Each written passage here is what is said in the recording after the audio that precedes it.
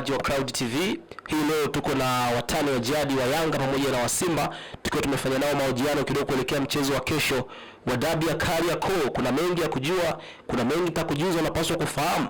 Naam, tunaanza na mtani. Jina lako nani? Mimi naitwa Yasin Shabani aka naitwa Mswahili. Hilo ndio jina langu maarufu. Popote pale unanipata. Okay. Hapa mimi kwa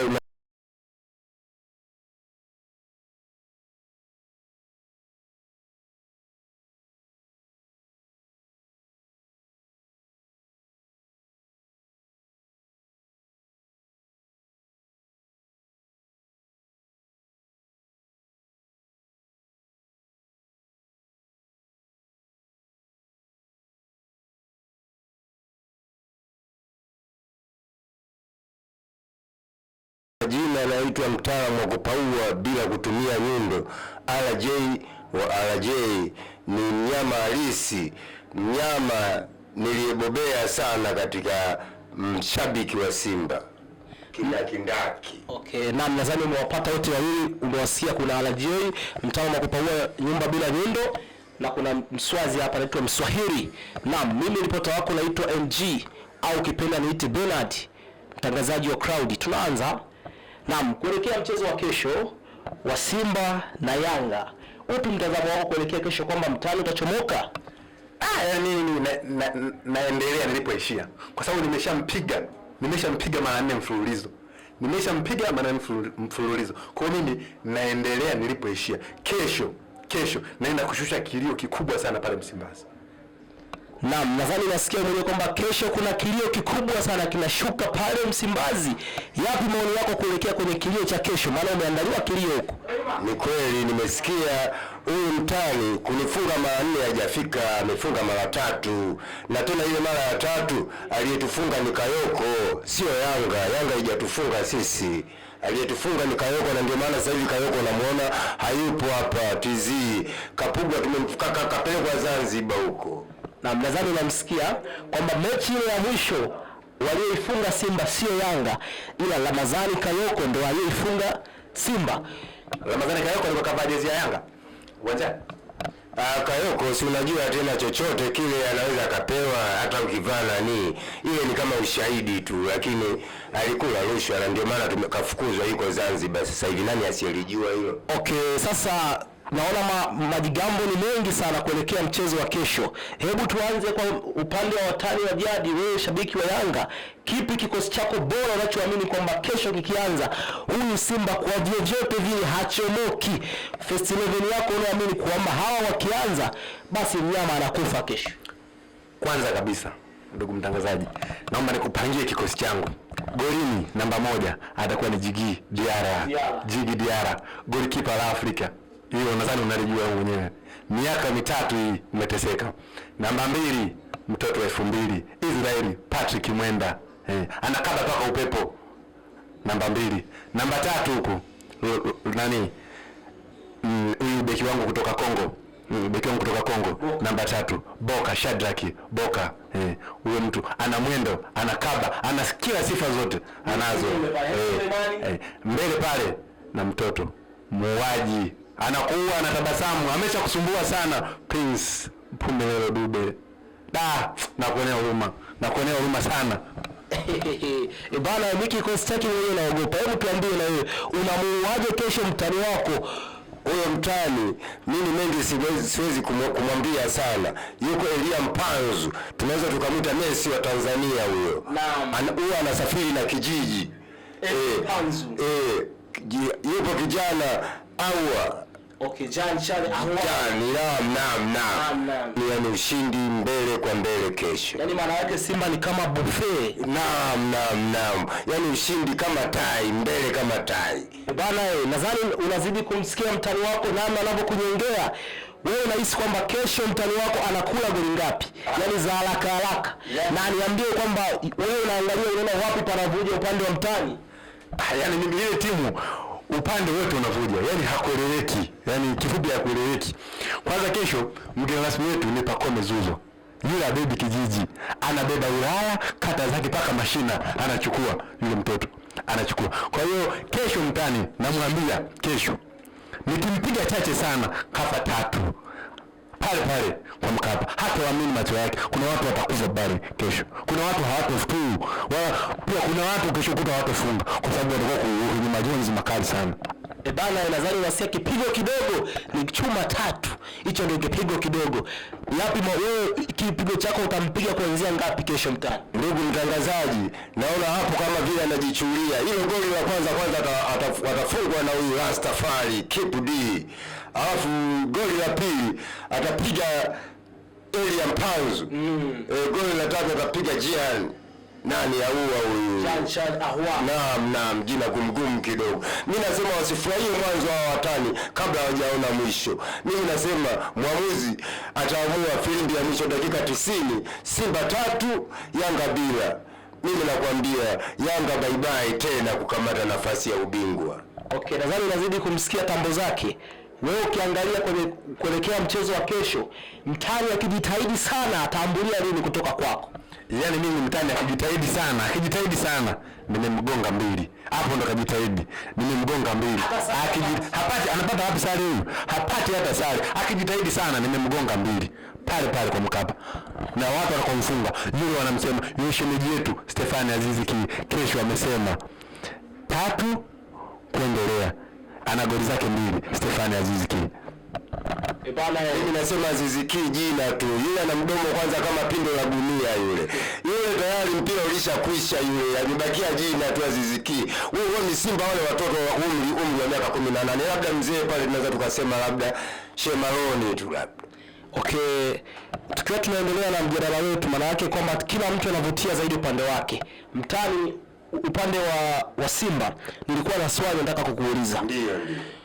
Imekuwa kuna mambo mengi endapo Yanga anashinda mechi zake, wanasema kwamba lile ni tawi la Yanga. Na wewe kumbuka umefungwa karibia mechi 3 mfululizo na Yanga. Je, kesho ukifungwa na wewe utakuwa ni tawi la Yanga au vipi? Hapana, mimi mbona sijasema hiyo Yanga nimeanza kumfunga kuanzia mtoto anaanza form 1 mpaka amemaliza form 4. Sasa yeye kunifunga miaka 3 na tena uzalendo wa marefali waamuzi wakina Kayoko. Lakini bila vinginevyo mimi nisingeharibu ratiba ya kufungwa na Yanga.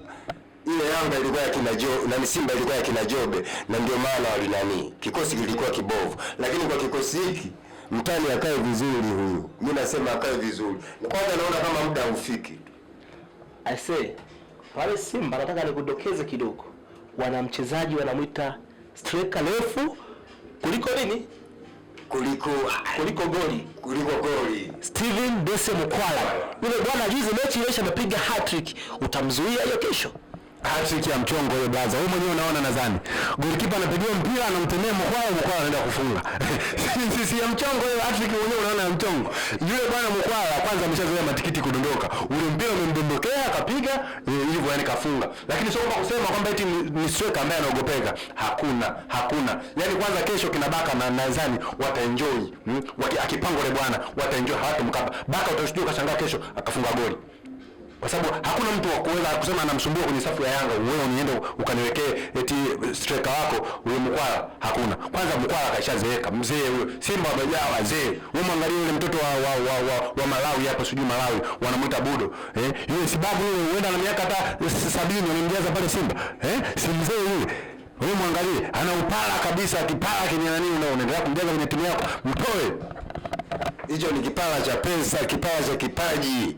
Umeona mtani. Yaani mtani mimi nasema tusifike mbali sana, wala tusilumbane sana. Mimi nasema kesho mwamuzi dakika 90 zitaamua. Na kuamua kwenyewe Simba 3, Yanga 0. Mimi nasema na huyo msemaji wenu kama hivi sasa hivi ameshafungiwa. Umeona? Kwa hiyo bana nadhani wazidi kuendelea kuona majigambo ya pande zote mbili kuelekea dabi ya Kariakoo siku ya kesho. Yanga wanavutia upande wao, Simba wanavutia upande wao. Sasa nilikuwa na swali moja kwa wote wawili. Jamani, wewe unawakili kwamba timu yako inapata matokeo kesho? Yaani swala liko wazi ndugu mtangazaji. Swala liko wazi. Kesho Yanga yaani tunakwenda kula daku tukiwa tuna enjoy. Kwa sababu unajua ni mwezi mtukufu, mwezi wa Ramadhani. Tunakula daku inatushuka. Kesho kuna watu hawatakula daku. Asante kwa hiyo. Mimi nasema huyu mtanijembe hata kiona kile kilichomnyoa kanga manyoya ya shingoni. Yeye mwache atambe kwa mdomoni, lakini mimi natambia vitendo. Kwa vitendo ataviona, atawaelewa hao kina Tesi Mkwala, atawaelewa hawa kina nani hawa, kina Awa, kina Kid D. Yani mimi ni sio msemaji mkubwa, nasema nini, Mungu tusaidie Simba, Mungu tusaidie tutoke na goli 3, hawa wapinzani watoke kichwa chini. Nadhani mwenzako paka amemkumbuka na Mungu hapo kidogo kuelekea mechi ya kesho. Sasa siku ya kesho, unajua msimamo wa ligi kuu uko vipi? Ndio. Msimamo wa ligi kuu unasemaje? Mimi naongoza na nitaendelea kuongoza, nitaendelea kukaa pale kileleni, nitaendelea kuongoza. Yaani nitakaa kileleni kama niko juu ya mlima Kilimanjaro, napata upepo fulani. Hawa upande wa pili nawaonea huruma. Wakienda vibaya, wanaweza kaangukia nafasi ya 3 kwa sababu naziona game za mbele, wana game ngumu sana, wamechoka. Hawana timu, wamechoka kweli kweli. Yupi mchezaji pale Simba wewe unaamini akija Yanga anaweza kupata namba kuingia first 11 moja kwa moja? Hakuna mchezaji kusema pale anatoka Simba anakwenda Yanga atapata namba, ndugu mtangazaji. Hakuna hata sababu pale. Sisi tunatoa wachezaji kusema mchezaji anatoka timu labda Al Ahly, anatoka Mamelodi, wale unaweza wakatoa kule wakaja pale wakapata namba. Lakini sio timu za huko ndani, hakuna kikweli. Hakuna pale Simba. Yupi mchezaji kutoka Yanga akija pale kwako anaweza akapata namba? Labda tukimpeleka kwenye timu ya kikosi cha Ruvu Shooting, kwa sababu ukisema hata umpeleke kwa Mashujaa, kwa sababu anasumbuliwa na Tabora anampiga 3. Sasa yeye anakuja kuniambia yeye anaweza kanifunga 3 mimi. Haya, klabu bingwa kule ameondoka na pointi zake 8. Sasa sijui atacheza nazo lini hizo pointi 8 wakati mimi bado naendelea na mashindano huko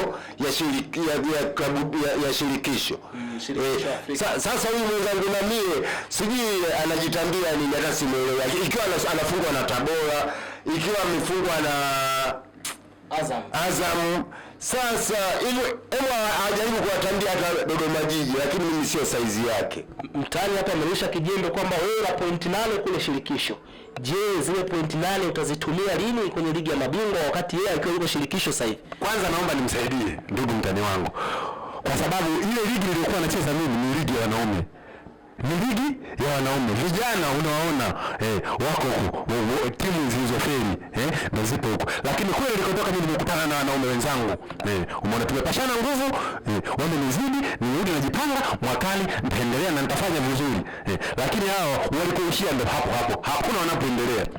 Niko hapa ndugu mtangazaji. Hakuna wanapoendelea. Simba alikofikia hapo hatua ya robo finali ndio anakwenda kuishia hapo. Hapigi hatua tena.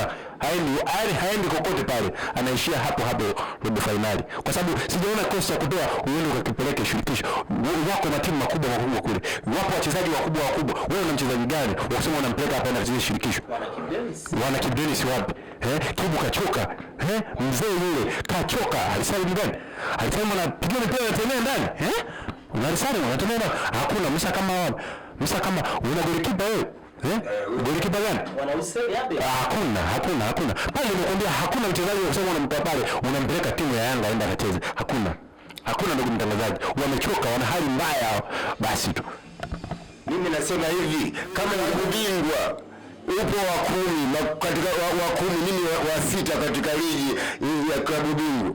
Sasa wewe upo wa 10 kule. Sasa hivi kweli na hali nzuri kweli? Ndugu mtangazaji, wao mimi naona wameishiwa mapozi hao, wamebaki kuongea tu. Na mimi nasema nini mtangazaji? Hawa yani kesho ndio nakiona cha mtema kuni. Mimi mpaka hapo naishia mwisho wangu. Okay, weka ahadi kuelekea mchezo wa kesho. Ikitokea Yanga amekufunga, nampa 200 huyu mtangazaji, 200 keshi tunaiweka kwa mtu hapa, naiweka kwa mtu, nampa 200 kama Yanga kitufunga, na yeye kama nikiwafunga anipe 200 huyu. Nadhani umesikia kwamba ikitokea Yanga siku ya kesho amemfunga Simba 200, weka ahadi yako kuelekea mchezo wa kesho ikitokea Simba amekufunga. Kwanza naweza nikasema huu ni mwezi wa Ramadhani, mwezi mtukufu. Alafu pia nakwenda kucheza na mai wangu, kwa sababu Simba ameshakuwa mai wangu. Yani sawa amekuwa mke wangu. Naweza nikatumia lugha hiyo, amekuwa mke wangu. Kwa hiyo mke mtu huyu nimemuoa. Umeona? Alikuwa ametoka tu kidogo anaenda nyumbani, kesho nakwenda kumfuata. Kwa hiyo amesema kesho Simba akipigwa na Yanga anatoa shilingi 200,000. Mimi namwahidi kesho Simba akimfunga Yanga aje nyumbani kwangu nimpe jogoo. Mboga ya jioni akale daku. Mimi najua 200,000 hana huyu. Wamechoka hao, na 200,000 wanapata wapi? Hawana pesa.